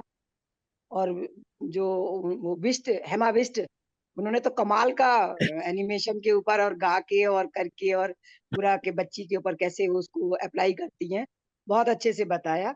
बहुत साधुवाद दीदी, आपने इतना अच्छा ये आयोजन किया। आपको बहुत बहुत धन्यवाद। नमस्कार दीदी, सभी को नमस्कार। जी नीना जी, मैं सोचती हूँ इस विषय पर, बाल मन को लेकर के फिल्मी गीतों के पहली बार ये कार्यक्रम हो रहा है। अभी तक कहीं पे भी ऑनलाइन या ऑफलाइन भी चर्चा नहीं हुई जी है, और जी एक जी जी बड़ा विशद विषय है। और जी बड़ी तकलीफ के साथ कहती हूँ कि समय की पाबंदी को देखते हुए जी मुझे वक्ताओं को जी। रोकना पड़ा। और आगे चल करके थोड़ा सा रजनीकांत जी को थोड़ा सा और सुना जाए, कभी कभी आगे समय मिले। ये तो और होता उनसे ही है। बिल्कुल उनसे बिल्कुल। उनसे बेशक हम लोग अपनी इच्छाएं बता दें कि हम ये चीज भी सुनना चाहते हैं और दूसरी चीजें भी सुनना चाहते हैं, ताकि वो और अनेक पक्ष भी इसके अंदर लेके आए, क्योंकि बाल साहित्य में आपका बड़ा योगदान है। लेकिन बहुत अच्छा कार्यक्रम है। शुक्ला जी, आपके अनुरोध पर हम इस चीज को दोबारा फिर ऑर्गेनाइज करेंगे ना? हाँ, बहुत अच्छा रहेगा। और बहुत बहुत अच्छा कमाल किया। हमको लगता है हेमा बिष्ट जी को जो है बाल फिल्मों में भी काम करना चाहिए। मैं देखिए, मैं ये आपको मतलब संध्या जी।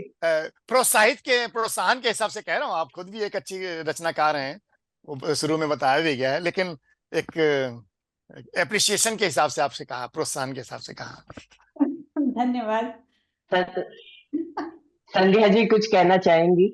हाँ जी, मैं तो एक बात बस छोटी सी रखना चाहूंगी। कार्यक्रम तो बहुत अच्छा लगा ही, कि कई बार हम ऐसा महसूस करते हैं कि कुछ लेखक बहुत अच्छा लिखते हैं, कुछ गीतकार बहुत अच्छे गीत लिखते हैं। वही बात बाल गीतों पर भी लागू होती है, लेकिन उनकी पहुंच फिल्मों तक नहीं होती, संभव नहीं होती। इसलिए वो दुनिया के लिए अनछुए, अनपहचाने या कम पहचाने रह जाते हैं। अब आज के युग में अगर जैसे आपकी संस्था है और जो नामचीन लोग हैं, अगर वो इस में कुछ कर सकें कि कभी ऐसी प्रतियोगिता आयोजित करके कि कुछ चुने हुए गीत हों, उन्हें फिल्मों तक पहुंचाया जा सके, कि वो घर घर में पहुंच सके, तो क्या ही अच्छा हो।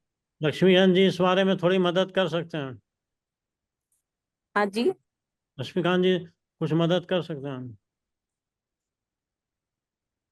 कौन कर सकते हैं आदरणीय? मैं शुक्ला जी। नहीं, जो अभी आपने बताया ना संध्या जी, बहुत अच्छी बात आप कह रही हैं। और बहुत से लोगों ने गीत लिखे हैं, जैसे मैंने एक बाल गीत भी लिखा है, उसे भजन भी कह सकती हैं। लेकिन अभी यहाँ की यशोदा मैया से कहत नंद लाल, चलो जमुना के तीरे, चलो जमुना के तीरे, जो कोरोना काल में जो दृश्य था ना, तो पीले पीले बस पीले पीले जो उनकी कफन थे सब दिखाई दे रहे थे, तो उसको लग रहा था अरे ये क्या है माँ। जब पेड़ पे चढ़ के देखते हैं तो वो माँ कहती है, वो कहते हैं क्या यहाँ पर गोपियां छिपी हैं, ऐसी कुछ। तो मतलब बहुत सी चीजें हैं, और हमारे अलावा बहुत लोगों ने लिखा है, और उसको फिल्मों में लाया जा सकता है। इसके बारे में जब हम वहां भारत आएंगे, संजीव कुमार जी से बातचीत करेंगे, और अगर संभव होगा तो एक भोपाल में एक छोटी सी बैठक कर लेंगे। ऐसी एक ऑर्गेनाइज करते हैं जिसमें कुछ हाँ, वहां बैठक कर लेंगे कुछ गीतकार भी उपलब्ध हों। नाटककारों और लघु फिल्मकारों से जो भोपाल में रहते हैं। कुछ और बातचीत कर लेंगे, और उनकी रजनीकांत जी बैठक इस से जो बारे में निकलेगा, गाइड कर सकते हैं। हाँ, वो उन लोगों से मिल करके जो गाइड होगा, और फिर से और लोगों को जोड़ लेंगे। यहाँ देखिए मंच चलिए पे कितने लोग जुड़े हुए हैं, ये लोग भी अपने अपने तरह से बहुत योगदान दे सकते हैं। जी, मेरा फिल्मों से कोई सीधा लगाव वो मेरा नहीं है, है। मेरा है, मेरी कथाओं पे 6 टेली फिल्में बनी, लेकिन आगे जो स्थानीय लोग हैं ना, उनको उनसे सहयोग लेकर बहुत अच्छा कार्य किया जा सकता है। बहुत सुंदर। इस जी पर जी। विचार करेंगे, हम लोग आगे हाँ, बढ़ेंगे। उसमें उसमें बैठक के रूप में जब काम करेंगे ना, तो एक काफी चीजें आएंगी, और उसका निकट के बहुत आए। बड़ा बहुत बड़े फलक तक आपकी सूचनाएं भी जाएंगी, अगर बैठक में कोई बात करेंगे। अच्छे सुझाव के लिए बहुत बहुत आभार। दीदी अब आगे चलिए। आपका भी बहुत बिल्कुल बहुत सार्थकता रही इस छोटी सी परिचर्चा की जो अभी आई है। और मैं डॉक्टर संजीव कुमार जी से का स्वागत करती हूँ इन गीतों से। चल चल रे नौजवान, वाकई में आज भी वो नौजवान है और सबको गतिमान किए हुए हैं। और ठीक वैसे ही है पैगाम के उस गाने की तरह, इंसान का इंसान से हो भाईचारा। यही है लाइन कहाँ? आप आगे पूरी पूरी करेंगे। फरिश्ता का गाना है, चक्की चक्की के चार पहिए। और इस तरह से आप कई विधाओं में और कई क्षेत्रों में चार पहिए लगा करके काम कर रहे हैं। तो अब मैं संजीव कुमार जी को आमंत्रित करती हूँ। हालांकि सभी उनके बारे में जानते हैं, फिर भी मेरा दायित्व बनता है कि अध्यक्ष का परिचय में संक्षिप्ति दूं, पर दूं जरूर। डॉक्टर संजीव कुमार एक उच्च कोटि के लेखक ही नहीं बल्कि प्रगतिशील विचारधारा के व्यक्ति हैं। एक आम लेखक की तरह ही नहीं, उनका साहित्य प्रेम, उनका अनुराग विशिष्ट है। यही कारण है कि उनका चिंतन व्यापक है। वे केवल लिखकर या छपकर संतुष्ट नहीं होते। वे प्रयोग धर्मी है, इसलिए सबको साथ लेकर लेखन और साहित्य जगत में नए नए प्रयोग करते हैं। हिंदी भाषा के प्रति उनका अनुराग और समर्पण उनके कार्यों में झलकता है। डॉक्टर संजीव कुमार से मेरी मुलाकात अल्प और कम रही है, फिर भी विचार के रूप में, एक संस्था के अध्यक्ष के रूप में मेरी दृष्टि में उनका मनोबल उन्हें विपरीत परिस्थितियों में भी झुकने नहीं देता। वे जीवन की समस्त चुनौतियों को झेलने में सक्षम है। उनकी यही विशिष्ट क्षमता प्रेरक है। हौसले उनमें इतने कि वह अकेले भी चलने में सक्षम है। लेखक, प्रकाशक, अधिवक्ता, संगठन के नेतृत्व के साथ सफल पारिवारिक जीवन व्यतीत करते कोई व्यक्ति इतना बहुआयामी हो सकता है, उनका यह गुण अचंभित करने वाला है। आइए डॉक्टर संजीव कुमार जी, आपको हमारे बीच पाकर हम एक अलग ही ऊर्जा से भर जाते हैं। आपका स्वागत है पटल पर। बहुत बहुत धन्यवाद दीदी। उपस्थित गुणीजनों, मनीषियों, श्रोताओं और दर्शकों, सभी को मेरा प्रणाम और अभिनंदन। और भी अजीब भूत सा लग रहा है। देखिए, सबसे पहले मैं उस बात को पकड़ूंगा जो प्रकाश जी ने कही कि हिंदी फिल्मों में जो गीत हैं वो साहित्यिक क्यों नहीं है। क्या ऐसी कमी है उनमें कि वो साहित्यिक नहीं, सिर्फ वो पर्दे पर दिखाए जाते हैं, या कई कुछ कुछ गीतों में थोड़े बहुत हो सकती है अश्लीलता, लेकिन सारे गीत तो ऐसे नहीं, कितने अच्छे अच्छे लिखे हैं। अगर बाल गीतों की चर्चा करें तो गीतकारों ने कहाँ से उठाया बच्चों को। नन्हे मुन्ने बच्चे तेरी मुट्ठी में क्या है, बताइए, वहां से शुरू किया। तो कहना चाहिए, चाहे वो बाल गीत हो चाहे वो अन्य गीत हो, सभी में साहित्यिकता का पुट तो विद्यमान है। हमने इस संबंध में एक छोटा सा शोध कार्य किसी के साथ जुड़ के किया था। मूल रूप से शोध कार्य उन्हीं का था। तो मैंने उनकी थीसिस पब्लिश की है।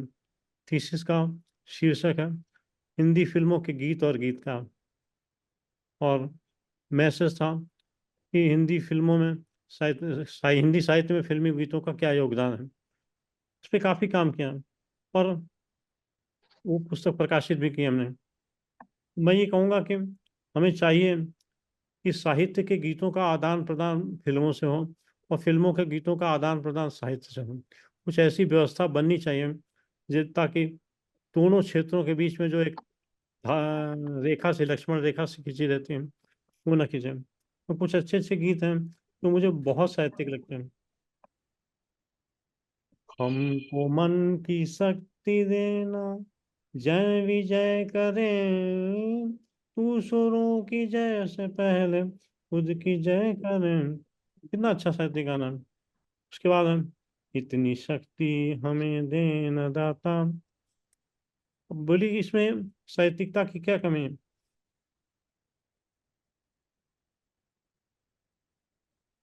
अभी एक गीत गाया था, तुझे सूरज कहूँ या चंदा, तुझे दीप कहूँ या तारा। तो ये इसमें कितनी अच्छी सी भावना व्यक्त की गई। और मेरे घर आई एक नन्ही परी, इंसाफ की डगर पे बच्चों दिखाओ चल के। माँ मुझे अपने आंचल में छुपा ले, गले से लगा ले कि और मेरा कोई नहीं। चंदा को ढूंढने सभी तारे निकल पड़े, गरीबों की सुनो वो तुम्हारी सुनेगा। मतलब फिल्मों में जो छाया है, जो छवि है गीतों में, जिन प्रकार के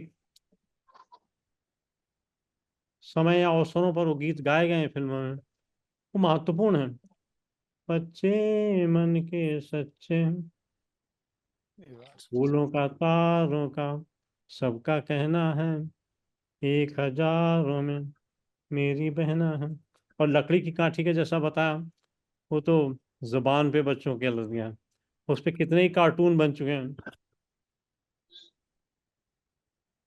फिर हम शुरू में सुनते थे बचपन में, चंदा मामा दूर के, वो भी आ गया, गुड़िया रानी, और जू तो किसी ने उदाहरण किया था। कहने का मतलब यह है कि इन गीतों में हमें कोई कमी नहीं दिखती, इनको साहित्यिक कहे जाने में कोई कमी नहीं दिखती, कि बच्चों के हर अवसरों को गीतों में ढाल करके गीतकारों ने जो रखा है वो बड़ा महत्वपूर्ण है। नानी तेरी मोरनी को मोर ले गए। वो तो बड़ा पॉपुलर सॉन्ग था, काबली वाला, नानी तेरी ना मोरनी को मोर ले गए। फिर मैं गाऊं, लोरी गीत है, मैं गाऊं तुम सो जाओ, सुख सपनों में खो जाओ, मैं गाऊं तुम सो जाओ। एक अमिताभ बच्चन का भी है जो उन्होंने एक छोटे बच्चे के साथ गाया है, जितनी चाबी भरी राम ने दिला उतना चले चले खिलौना, रोते खिलौना, रोते रोते हंसना सीखो, रोते। हाँ बिल्कुल। हंसते हंसते रोना। ना। फिर है, नन्ना मुन्ना राही हूँ, देश का सिपाही हूँ। ये भावना, राष्ट्रभक्ति वाली बात, तो कितने ही ऐसे उदाहरण दिए जा सकते हैं। मेरे पास बड़ी लंबी लिस्ट है, लेकिन मैंने सब सुनने के बाद, सबकी बातें सुनने के बाद, और अपने छोटे से अध्ययन के साथ ये फैसला किया है कि हम एक संकलन तैयार करेंगे जिसमें आप सब लोगों का सहयोग चाहिए, जिसमें बच्चों के फिल्मों से बच्चों के गीतों को लेकर के उन्हें क्लासिफाई करके पब्लिश किया जाए। दीदी इस पर काम करना चाहिए, फिल्मों से बिल्कुल बिल्कुल। गीत लिए जाएं, हाँ, अनूठा विषय है और इस विषय पे काम हुआ भी नहीं है। तो ये किया जाए, मैं प्रकाशित करूंगा। इसमें अलग अलग गीतों को क्लासिफाई कर सकते हैं। लोरी गीत एक क्लासिफिकेशन हो सकता है, देशभक्ति के गीत एक क्लासिफिकेशन हो सकता है, प्रार्थना एक क्लासिफिकेशन हो सकता है, नृत्य गीत एक क्लासिफिकेशन, ऐसे 4-5 क्लासिफिकेशन करके हम इनकी एक डिक्शनरी जैसी बना करके दें। आप सब लोग इसमें जुड़िए, मेरी तरफ से फैसला मैं ले चुका हूँ।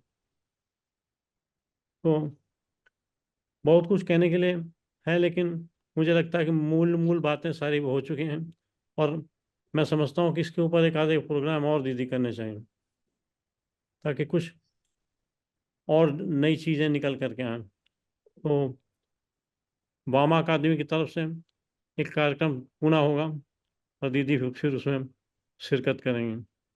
इन्हीं शब्दों के साथ मैं आप सब लोगों को बहुत बहुत धन्यवाद देता हूँ कि आप लोग कार्यक्रम में आए, जुड़े, और इतनी गंभीरता के साथ शुरू से आखिर तक जुड़े रहें। तो ऐसा अवसर बहुत कम आता है, ज़्यादातर लोग आते हैं चले जाते हैं, लेकिन कार्यक्रम में सब लोगों का आद्यो शुरू से आखिर तक जुड़ना बड़ी महत्वपूर्ण चीज़ है। और दीदी के लिए तो मैं ये कहूँगा कि बाल साहित्य पे जो काम ये कर रहे हैं वो काबिल तारीफ है। हर विधा में कुछ न कुछ काम किया है बाल साहित्य में। और सलीला संस्था, तो मैंने एक कार्यक्रम अटेंड किया था उदयपुर में, सलीला संस्था का मुरीद हो गया मैं। बहुत बहुत धन्यवाद। इन्हीं शब्दों के साथ मैं विराम लेता हूँ। Thank you. एक मिनट मैं कहना बहुत चाहूँ। बहुत आभार आप। जी एक मिनट, मेरी बात और कुछ बाकी रह गई। जी प्रकाश जी। हाँ, बिल्कुल बिल्कुल, स्वागत है आपका। कि वास्तव में फिल्मी गीत जो है वो भी किन्हीं साहित्यकारों द्वारा ही लिखे गए हैं। भले अपन ने उनको नामकरण फिल्मी गीतकार दे दिया, बाकी उनमें साहित्य है। पर ये क्योंकि विद्यालय से या बच्चों के बीच में क्यों नहीं जुड़ पाए, इसके लिए स्कूल और स्कूल के अध्यापक मैं जिम्मेदार मानता हूँ। उन्होंने जब भी कोई बच्चा अगर फिल्मी गीत कहीं बोला, अंतराक्षरी में, प्रार्थना में, बैठ जा, उसको मतलब उसी समय रोक दिया, यानी कि उसको ये मानते हुए तो फिल्मी गीत है, यानी कि ये विद्यालय की सीमा में नहीं आ सकता, ये अपवित्र है। तो ये जो कुछ दूरी कायम कर दी गई फिल्मी गीतों के और साहित्य के बीच में, उस दूरी को पाटने की जरूरत है, और उसके लिए आपका ये प्रयास प्रकाश बहुत जी, अच्छा है। प्रकाश जी, हम लोगों को काम करना चाहिए। मैं आपको सच बता दूं, हमारा एक कार्यक्रम होता है जिसमें हम पुरस्कृत करते हैं मार्च में हर वर्ष। तो हमने उसमें दोनों चीजें शामिल की। एक तो मंचीय साहित्य के लिए मैंने पुरस्कार बनाया, तय किया, और दूसरा फिल्मी साहित्य के लिए। तो हम इन दोनों को बराबर साहित्य के बराबर मानते हैं, इनको अलग मानना ठीक नहीं है। वो वो बात अलग है कि मंचीय साहित्य में चुटकुले भी शामिल हैं, लेकिन चुटकुले भी तो अपने आप में एक साहित्य है। हास्य व्यंग के दर में उनको लिया जा सकता है। तो इसलिए मैंने मंचीय साहित्य पर भी हम काम कर रहे हैं कीर्ति काले के साथ। और बाल साहित्य में जो बात है, फिल्मी साहित्य वाली जो बात आज हुई है, उस पर हमने कह दिया दीदी उसको आगे बढ़ाएंगे। हम सब लोग मिलकर इकट्ठे करेंगे अपने अपने गीत और उनके ऊपर कमेंट 4-4 लाइन के इकट्ठा करके देंगे। हेमा जी विशेष रूप से इस कार्य को कर सकती हैं नई ऊर्जा के साथ। और प्रकाश जी, बहुत अच्छी बात आपने कही। एक लाइन जो बस बोलना चाहता हूँ, जैसे फिल्मों में होता नहीं है कि एक अभिनेता होता है और एक होता है जैसे हास्य कलाकार। तो जैसे तो उसी तरह समझ लीजिए कि जो हमारे मंची कवि हैं वो जानी वकर की तरह हैं, और दूसरे कवि जो है दूसरी तरह से। और जब अभी जो पूर्व कह के गए हैं, बहुत अच्छी बात उन्होंने कही। ये जब परिचर्चा हो ना तो उसमें उनको भी बोलने दीजिएगा, अभी जो कह के गए हैं प्रकाश जी। और उस तरह से तो इसमें हम भी अपनी बात कर रख सकते हैं कि हमारा जो हिंदी साहित्य है, जो बहुत लोकप्रिय था, अभी भी है। और हम लोगों ने कुछ उपन्यासकारों को बिल्कुल किनारे करके अरे उनकी कुछ चीजें चुन लेते, तो जो बहुत ज्यादा पढ़ा भी जा रहा था, लोग खरीद खरीद के पढ़ रहे थे। तो अब आप कभी लुगदी का आपके साहित्य कह के उसको नकार दिया, कभी आपके कैसे। आपके संदर्भ में मैं चीज कहना चाहूंगा कि गुलशन नंदा के उपन्यास कहाँ से गैर साहित्यिक थे, बिल्कुल नहीं है, बिल्कुल नहीं। या सुरेंद्र शर्मा के उपन्यास कुछ कुछ अपवाद हो सकता है तो उनको किनारे किया जा सकता है, जैसे अपवाद नॉर्वे में। हो सकता है कुछ उसमें, लेकिन हर प्रकार के गीत, हर प्रकार की कहानियां, हर प्रकार के उपन्यास लिखे जा रहे हैं जिनको साहित्यिक दर्जा भी मिला है। तो जब उसकी उसी के समकक्ष दूसरे उपन्यास है तो उनको अलग नहीं करना चाहिए। खैर, हम वापस अपनी बात पे आते हैं। फिल्मी गीतों में बाल गीत, इस पर हम लोग कार्यक्रम शुरू करेंगे। आप सब लोगों का सहयोग आमंत्रित है। धन्यवाद दीदी। जी जी, नमस्कार। कार्यक्रम को समापन की ओर तो ले जाना ही होगा। और मैं मतलब ये इस बात का मलाल खत्म हो गया कि मैंने सबको रोका और टोका। कुछ लोग इस बात से नाराज भी रहे होंगे मेरे, पर ये मेरे संचालन की त्रुटि नहीं थी, ये मेरे संचालन की खूब